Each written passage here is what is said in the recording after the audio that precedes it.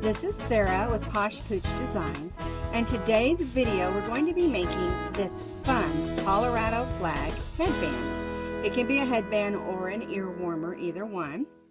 And we're going to be making it today because it's Colorado's 140th birthday as a state. And to make this, you'll need the pattern probably from it's a free pattern on my blog, and I'll have that in the comments for you. And we have designed this out of worsted weight number 4. We're going to be using the I Love This yarn today for the royal blue. You just need a small amount, not even probably 2 ounces. You're going to need a little bit of white and a small amount of yellow and red. Now, I will show you a different variation on the symbol or the emblem where you can use a button. And if you choose to use a button, you're going to need one that's about this size. And this, let me see, this says this is a 7/8 inch button. But you can use anywhere from a 1/2 inch to 2 inches, depending on how much you want it to cover. Or you can choose to use a little heart button or something. But it's just another way to make the headband. I'll show you how to do that later. You're going to need your needle, because we have to sew in our ends and our joins and sew on our emblem. And we're going to be using an eye hook today. Now, something that you can do, I made this out of worsted weight 4. If you want to make this as a ear warmer, you can make it out of a chunky and go up a hook size. And it will make a nice chunky headband ear warmer. Okay, now, the way we get started is we're going to begin by foundation double crochet, and that's what this side is. And I really prefer to use the foundation double crochet when I'm making something that needs to be stretchy. But you can do it where you chain and then do a row of double crochets. Now, in order to determine the amount of double crochets that you need will determine how big your head is. The pattern calls for 60 chains, and that's to fit an adult head that's roughly 18 to 20 inches. And they are pretty stretchy, so you don't want to make it too big. Now, you're going to need to do 3 chains if you're chaining and then doing a row of double crochet, or 3 foundation double crochets per inch. And today we're making a small one to fit a child, so we're only doing 40. But I'm going to show you how to do the foundation double crochet just in case you don't know how to do it. And it's learning to do the foundation is a really great way to do these. For starters, when you chain and then join, a lot of times your chain can get twisted. And plus, this way you can count as you go. And to me, it's just a really neat way to do it. So to do the foundation double crochet, we're going to need to chain 4. 1, 2, 3, 4. Now we're going to yarn over. And in the 4th chain, we're going to put our hook through and pull a loop through. And you'll have 3 loops on your chain. You're going to yarn over and only go through that first loop. You'll have 3 loops on your hook. Yarn over, go through the first 2, yarn over, go through the second 2. So basically what we're doing is we're doing the chain and the double crochet in one stitch. Let's do it again. We're going to yarn over, and we're going to go in that chain we just made. We're going to pull a loop through, yarn over, go through just the first one, so there's our chain, and then we're going to yarn over and go through the second loop, or the first 2 loops and the second 2 loops. All right, and that's the way you do the foundation. And you can see, here's our first chain, here's our second chain, and here are our double crochet stitches. Now our first 3 chains, because we went into the 4th one, counts as our first double crochet. So there's our first inch, 3 chains, or 3 stitches, depending on how you did it. Let's do it again, just so that you get an idea of how to do this. Yarn over. We're going to go in that chain stitch that we made from the previous row. Yarn over and pull up a loop. Yarn over, go through the first, yarn over, go through the second 2, yarn over, go through the last 2. So there's another one that we made. Now, I already have one here ready to go. This is 40 stitches because I'm making it for a small child. And I want to show you how you join. Now you can see it's a nice stretchy band, and it's going to work great. Now, to join your headband for the first row, we're going to put our two ends together. And you're going to join in the top of that chain 3. So put your hook through the top of that chain 3 and pull a loop through there and through that first loop and chain 3. 1, 2, 3, and that will begin our second row. Now, we have the space here. You can see where we joined. Here's our first chain 3, and then here's a space. And so what we'll do when we're done is I'll show you how to join that together. So don't let that panic you. Okay? And then for row 2, we're going to put 1 double crochet in each double crochet around, just like you normally would. We get back around, we're going to join to the top of that chain 3, but we're not going to chain 3 because we're going to change to our white. And I've already got one here ready for you. So here's where we started. Here's our little split we talked about. That's our first row. Here's our second row of double crochets. And then we're going to make a row of white cross stitches. And the way you join your yarn in, I've already got one row of white done. And the way you join your yarn in is to join from the blue to the white is you're going to go on you got your loop on, you're going to go on the top of that chain 3. And then if we were changing colors, you would put your white in your blue and go through both of those, just like that. But since we've already got it on there, we don't have to do that. Now I'm going to show you, because we do 2 rows of cross stitches. Some people call them crossover stitches, some people call them cross stitches. Either one is fine. Now you see we have the same amount of stitches, we just have cross stitches. I'm going to show you how to do the cross stitch. So you chain 3 at the beginning, yarn over, you're going to skip the first chain and stitch in the second chain. So you go in the first one and make a double crochet, the second stitch and make a double crochet. Now you've got a hole, so you're going to yarn over and you're going to go in that stitch that you skipped previously, pull that loop through and do a double crochet. Just like that. And it looks wonky at first, but once you get going, it looks really nice. So we're going to skip the next stitch, yarn over and go in that second stitch, stitch a double crochet, yarn over, and we're going to go right back to that stitch we skipped and stitch a double crochet. And we'll do this all the way around. We're going to skip this stitch and we'll go into the top of that stitch for a double crochet, yarn over, go back in the stitch we just skipped. And you'll have the same amount of stitches because your cross stitches are the same amount as what you started with. So if, like this one's 40, I still have 40 stitches. They're just crossing. And the same thing on this row. Because once you establish your 40 stitches or your 60 stitches or whatever size that you're making, you're going to stick with that same amount of stitches all the way around. Oops. All right, so we're going to double crochet, yarn over, go in that stitch we skipped previously and do a double crochet. And you can see how the crosses are forming along the center. And this is, of course, the center of our headband. So we're going to double crochet.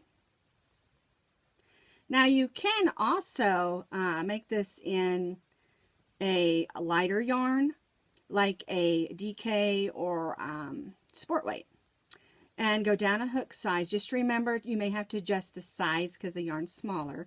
Same thing if you adjust up for a large, thick size yarn. And I have one that I made with a chunky yarn, and I did it in navy blue, kind of off-white, cranberry, and a gold. And it was loved so much that I gave it away. The person loved it so much, so I gave it to them. But it was nice and chunky and soft and thick, and I'm almost positive I used Hometown USA. So let's go ahead and keep doing our cross stitches around.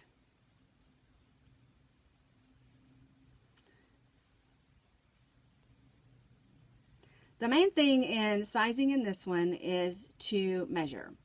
A lot of crocheters and knitters alike, they like to just only concentrate on the gauge, and gauge is very important.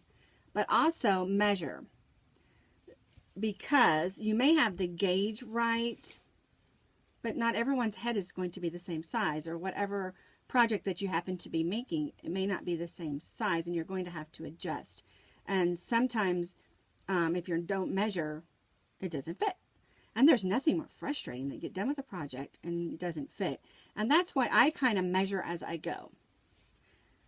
If I'm making myself a sweater, I'll measure the arms, I'll measure the sleeves, you know, around, I'll measure the neck, you know, just actually the same way I do with my dogs. Everything gets measured. And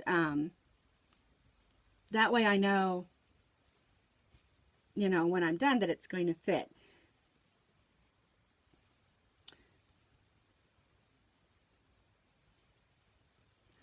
I mean, how many times have you been in the store and you found a pair of pants that you just love? Got us a little knot there. I'll just hide that back there. And you like it, so you buy it in black, red, and yellow, or whatever, 3 colors, and one fits and one doesn't, but they're the same size. So that's why measuring is important. Also trying things on. I hate trying things on. So anyway, enough chitter chatter. We're all the way to the end of this row, and I'm going to show you how to attach. There's our last one. So we're going to do our last crossover or cross stitch. I think a lot of people have gone to calling it the crossover stitch to keep it from being confused with cross stitch. Okay, so we've got our chain 3 and we've got our last cross stitch that we made. So you're just going to join in the top of the chain 3. There's 1, 2, 3, and you're just going to join in the top of that, just like that. Okay, and then we're going to cut our white off, and we're going to go back to our blue. There we go. And like I said before, we don't do any chaining until we add our new color, so that we don't have a chain of white, we have a chain of blue. Okay, so now we're going to chain 3, 1, 2, 3, and we're going to put 1 double crochet in each double crochet. And it's a little tricky when you're stitching on top of the cross stitches. So just take your time, because you're going to have 1 in the one that was skipped and 1 in the main one that we did first. And it can kind of get you if you're not careful. Just count your stitches and make sure, if you look at the top, you know, up here, you can see all the loops. And just make sure you get a stitch in the top of each set of loops. And that will keep you from getting off.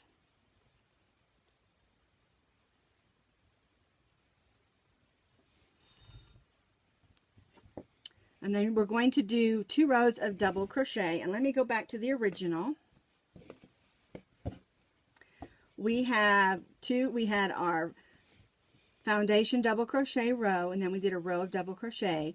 And then we did 2 rows of cross stitches and then 2 rows of double crochet. Really simple. And the truth is, this would be wonderful for any school colors. You know, even if you have 3 school colors, you can do, you know, blue, green, white, green, you know, however you want to do it, or 2 school colors. Any team colors would work great for this headband. These would be great fundraisers for schools. Okay, now I'm going to show you how to do the emblem. Be sure when you're done to weave in your ends and with a needle. I forgot to tell you that. It's really important to do that because it is stretching. You don't want those threads to come out. Okay, so you can either make your C like this, or you can make it like this. And both ways are fun. And like I said at the beginning, you could even add a little heart. So the way we do that is we're going to start with our yellow for the center.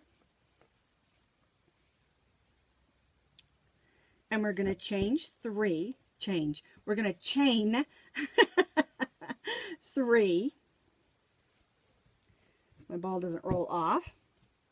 And then we're going to place 9 single crochets in that second chain from the hook. So 1, 2, 3,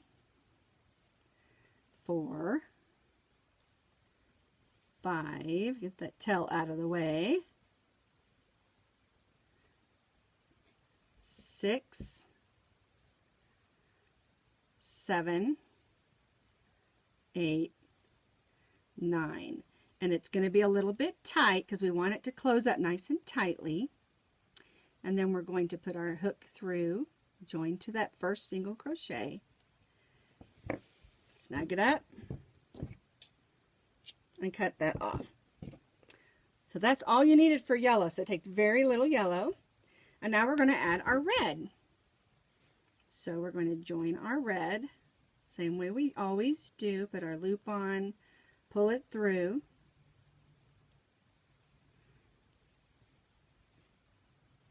And we're going to chain 2. 1, 2.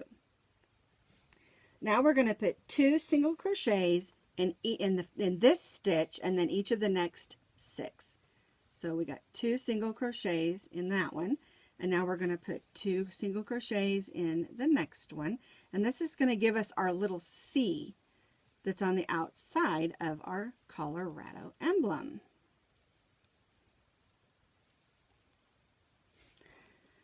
Now remember, if you made the chunky one or the DK Sport Weight, you're going to have to also adjust that a little bit, because I think the single crochet will work fine with the chunky, but you may end up being way too small with the DK, and you may want to put an extra row. So you just kind of have to play with that one, because I have not done that one, but I think it would work just fine. All right, so we're going to leave these last 2 stitches unworked. We're going to tie that off, and I want you to leave a good amount of yarn, about 18 inches, or however much you think you need, to sew that in place. So we're going to pull that off. Now let's turn it over backwards, because I want you to make sure, if you're going to use a button, it's not that big of a deal. But if you're not going to use a button, we don't want there to be this little hole, because we crammed in a bunch of stitches. And so what we're going to do, here's the back, and we're going to take our needle, thread it on that little tail, and just make a couple of stitches around, just like that, and snug it up, because we don't, we would prefer there not to be a hole. Sometimes I've made them and I don't get a hole, and then sometimes I do. Some of the slippier yarns, they do. All right, I'm going to weave, I weaved that in. And I'm going to go ahead and cut off both of those strings, because we don't need those yellow ones. All right, and now what you would do, this one's not finished, but what you would do is you'd find where you want it, and the short edge of your C, go ahead and weave that in. Now this is our front, so we're going to weave this into the back. My scissors keep running off. All right, and then what we'll do is we'll find where we want to place it, and you'll use this long string to just make some whip stitches and hold it in place. And the way you do that, let me move this one out of the way. There we go. The way you do that, you lay it where you want it, make sure your C is going the right direction, and just go and make some stitches just like this. And I do want to warn you, this is a stretchy headband, so make sure you make not loose loopy stitches, but loose enough so that it doesn't affect the band being able to stretch a little bit. And you can kind of test it out for yourself. Now, if I do want to show you that if you want to add a button, all you do is choose a button and add it on. I love this heart one on there, and also these small yellow ones. They look really neat. It gives it a three-dimensional look if you want to do it that way. And that's all you do to make this fun headband. This has become one of my favorite headbands to wear around. We went up to Pikes Peak or Mount Evans or out in the woods. It's a good thing to have a headband because you can wear it to keep your hair out of your face. And then if your ears get warm, because sometimes even in the summer it can get cool up on the mountains, and you can just slide it onto your ears. So isn't that fun? Super fun, super easy, and adjust to any size. So I hope you liked this video. I hope you'll give me a thumbs up, and please subscribe to my YouTube channel. Have a great day.